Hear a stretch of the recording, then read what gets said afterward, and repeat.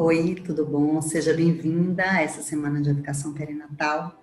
Meu nome é Clarice Campos. Eu fui convidada para conversar com você sobre como é que a gente pode potencializar o trabalho da doula. Eu pedi licença para contar um pouco da minha história ao longo desses 7 anos em que eu sou doula e como foi que eu fui mudando, reformulando, né? E como é que o Gentle Birth entrou nessa história, ok? Bem, eu me tornei doula como a grande maioria das doulas que eu conheço por conta da minha história de parto, né? Eu tenho 2 filhos, a minha primeira filha tem 16 anos, ela nasceu de uma cesárea desnecessária. 10 anos depois, eu tive meu segundo filho por um parto normal, um parto vaginal, que eu considero que foi a melhor assistência que eu pude ter na minha cidade naquela época.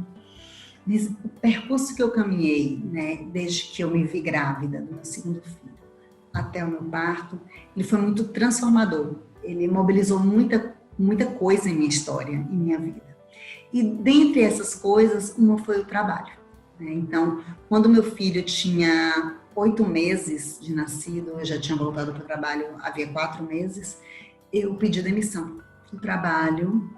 Eu ainda não sabia o que fazer, na época eu tinha também um outro negócio e achava que iria tocar aquele negócio, mas também não foi, né? No mesmo dia que eu pedi minha demissão, minha obstetra da época me mandou um card de um curso de doula e lá vou eu, me inscrevo nesse curso, fiz a formação de doula e já saí desse curso, né, doulando. A verdade é essa. Eu finalizei a minha formação em novembro, em dezembro eu já acompanhei a primeira gestante e já em março do ano seguinte, de 2015, eu assumi oficialmente o trabalho como doula, né? Então, a partir daí, eu doulava 4, 5, 6, cheguei a doular 8 mulheres por mês, né? Então, por 3 anos, eu vivi uma doulagem muito frenética, né? E quando eu falo doulagem, eu falo do acompanhamento, né, de educação perinatal junto com o parto, no trabalho. Paralelo a isso e junto com isso, eu trabalhava muito com a militância. Então, na época, eu me juntei a outras mulheres, a gente formou cirandeiras, a gente criou uma roda de gestantes, a gente criou uma lei de doula para a cidade, cursos de doulagem, enfim, a gente mudou muito o cenário da nossa realidade naquele momento, né, na cidade em que eu morava. E era tudo muito intenso, né? Mas também era tudo muito cansativo e muito desgastante. Mas eu disfarçava isso, né, acreditando que eu estava sempre muito animada, né? Me gerava ansiedade aquele ritmo que eu vivia, mas eu disfarçava dizendo não, estou animada, estou empolgada, vamos fazer, vamos realizar. Era nesse lugar que eu me escondia para não lidar, né, não enfrentar essa ansiedade que eu tinha com o próprio trabalho. E aí o GB, né, que é a forma carinhosa, como a gente chama de Gentle Birth, ele chegou em 2017. E a gente teve um encontro presencial, a primeira formação foi presencial com a própria Tracy aqui no Brasil. E a gente teve até setembro para finalizar o curso. Então a gente teve aulas de Mindfulness depois dessa formação presencial. E tudo aquilo que eu tinha ouvido no curso, né, tudo aquilo que eu estava assistindo nas aulas, que eu estava lendo, começou a fazer muito sentido para mim, né? Para que eu entendesse aquela ansiedade disfarçada de euforia que eu vivi naqueles últimos 3 anos, né? E para eu entender que eu queria diminuir um pouco o meu ritmo. E essa eu digo que é a primeira virada de chave que rolou na minha vida, né? Com o GB. E foi o que aconteceu. Eu tomei muito mais consciência de mim. Acho que a palavra é essa, né? E fiz, olha, dá para eu ir mais devagar, dá para eu ir num ritmo outro. E foi o que eu fui tentando fazer, né? Até então, a minha doulagem era muito pautada na fisiologia do parto e nas questões emocionais das mulheres.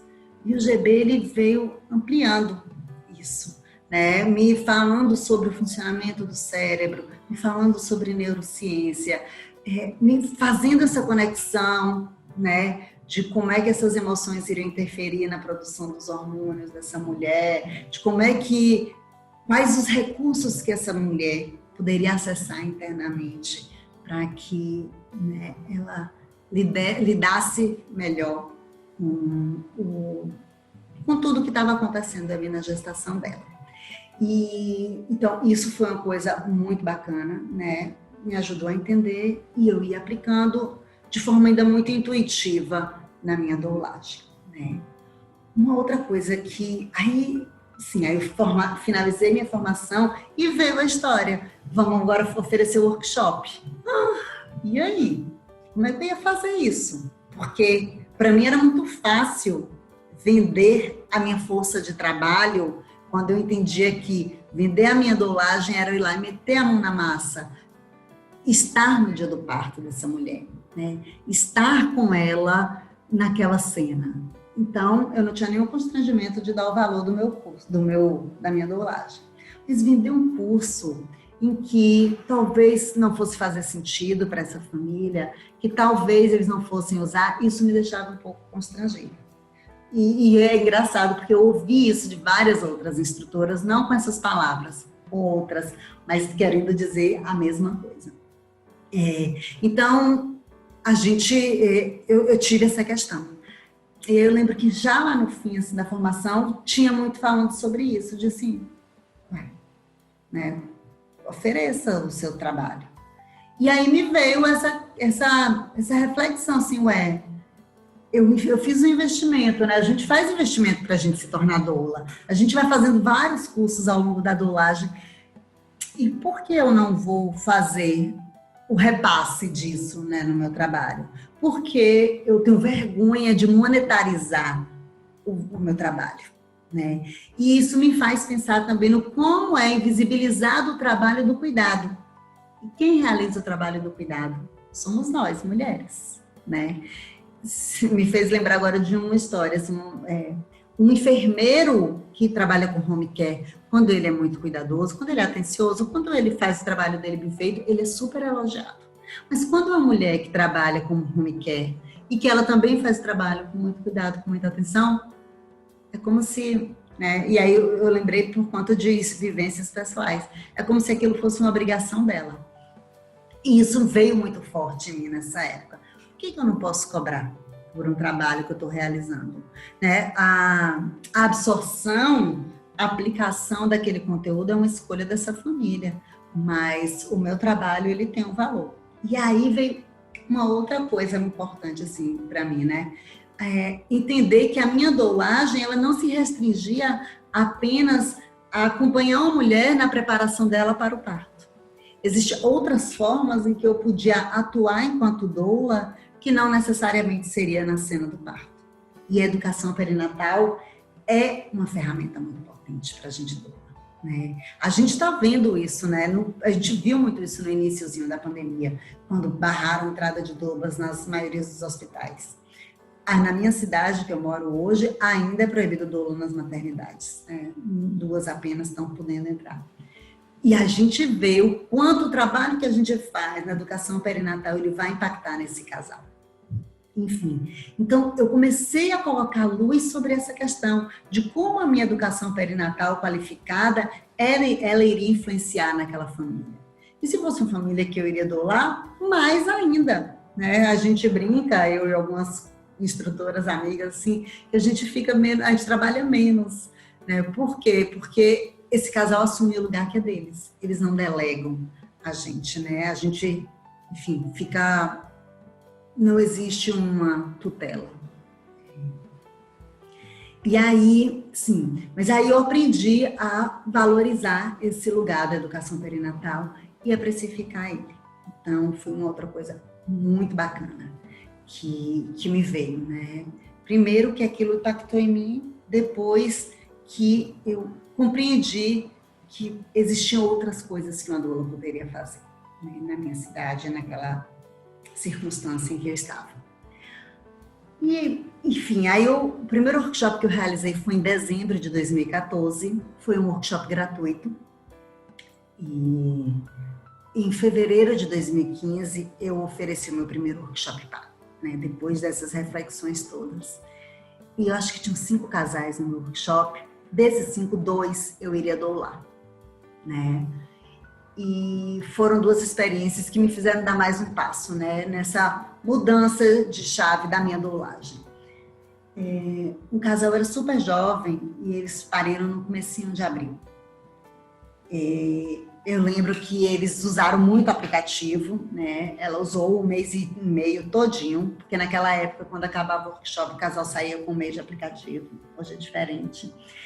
E eles usaram esse aplicativo. No dia quando ela estava com 38 semanas, a gente se falou e ela me contou a história da enfermeira do posto de saúde que acompanhava ela, que disse que se aos quase 40 semanas ela não entrasse em trabalho de parto, ela deveria ir para o hospital para poder ser internada.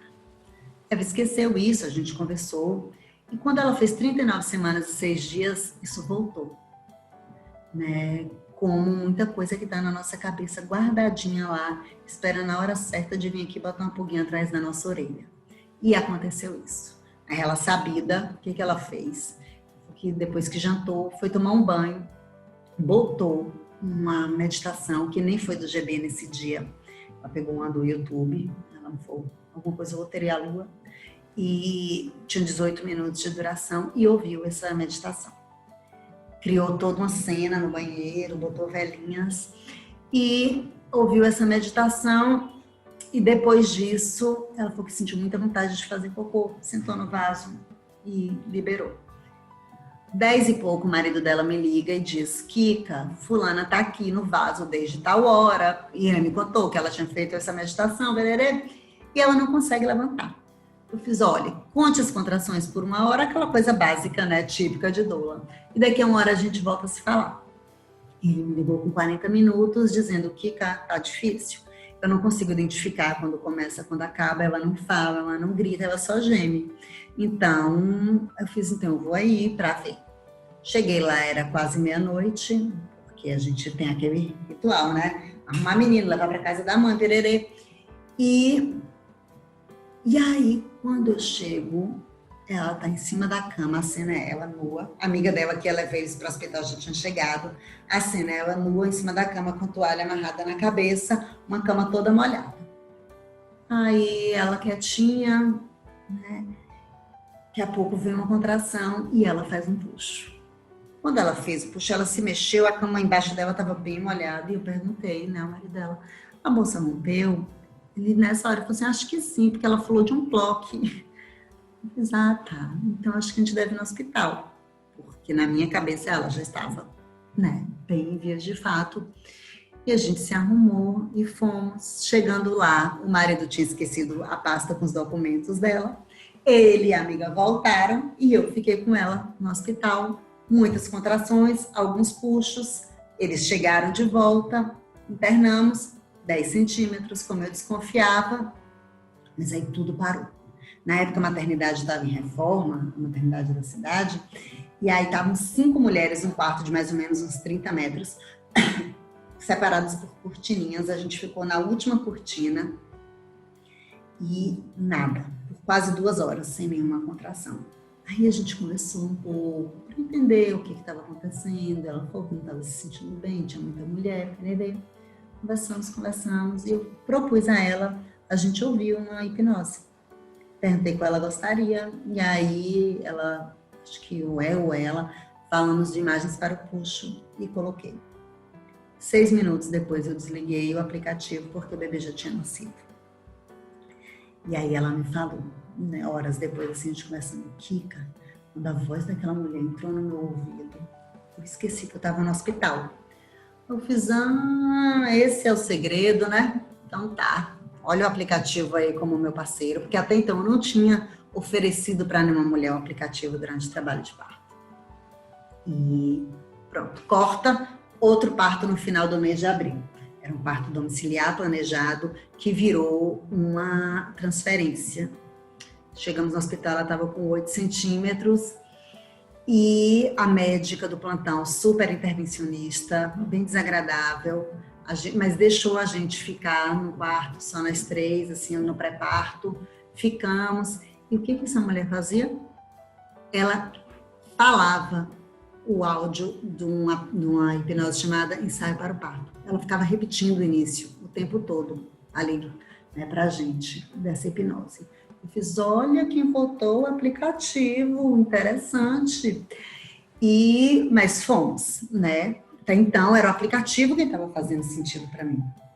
Aí, quando essa mulher já estava ali no momento do nascimento do bebê, a médica toda hora dizia, se o bebê não nascer, vou ter que fazer um epísio. Se o bebê não nascer, vou ter que fazer um epísio. E ela no meio das pernas da mulher. De repente, ela saiu para alguma coisa e o marido da mulher assumiu o lugar no meio das pernas da mulher. E falou para a médica, doutora, aqui você não corta. Nesse tom, tranquilo. A médica olhou de lado debochada, fez, olha para ele, ficou brabinho, não vai deixar eu fazer meu trabalho. E ele respondeu, aqui você não corta. Gente, na próxima contração, essa mulher renasceu das cinzas e 2, 3 contrações o bebê dela nasceu. E aí, caiu outra chave, me disse, gente, olha como tudo que este homem ouviu durante o workshop fez sentido para ele. E olha como ele aplicou tudo isso.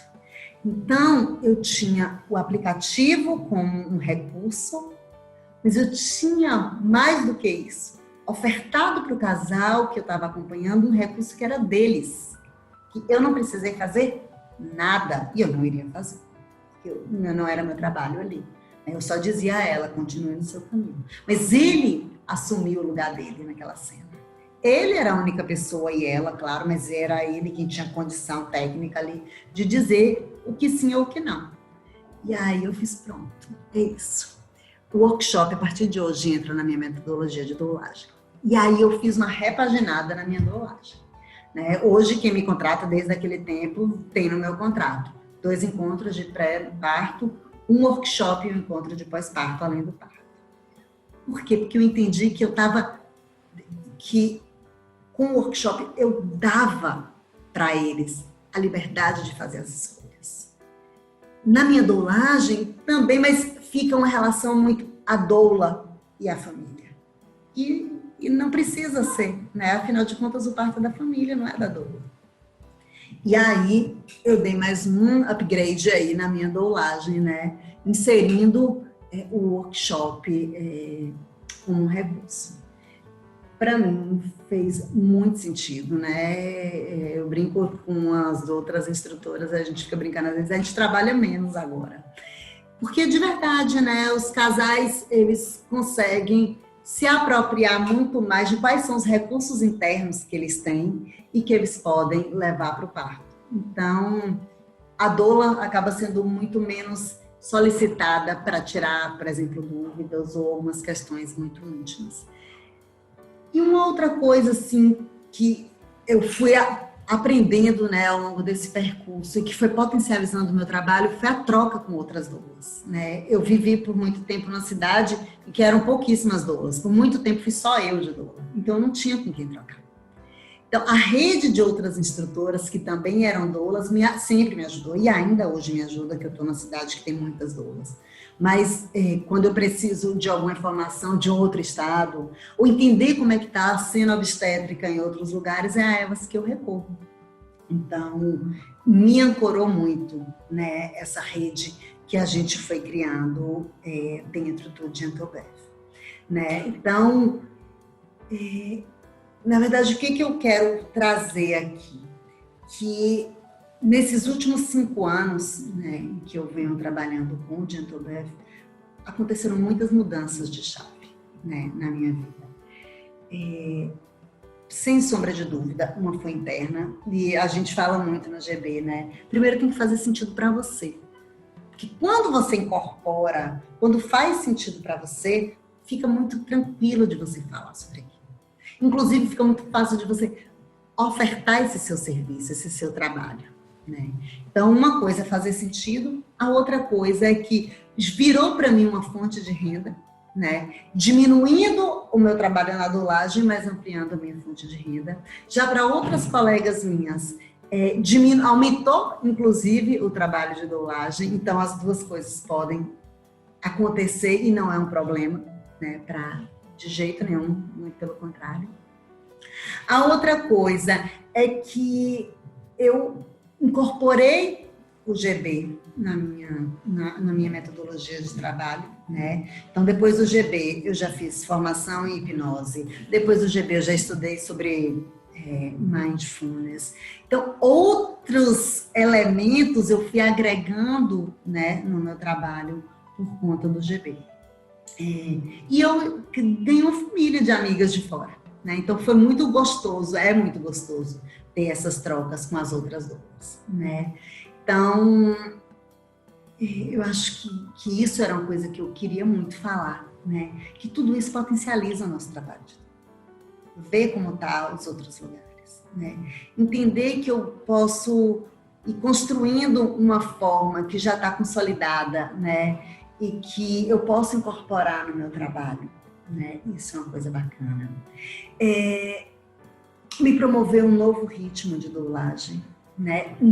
De número de doulagens, mas também no processo da doulagem, né? Hoje, os partos, eu percebo, eles são muito mais suaves para mim, né? A minha visão é essa. Cada doula vai poder contar a sua história. E eu acho que eu direcionei muito mais, né, os meus interesses, porque também tem muito isso. Às vezes doula quer fazer curso de tudo, né?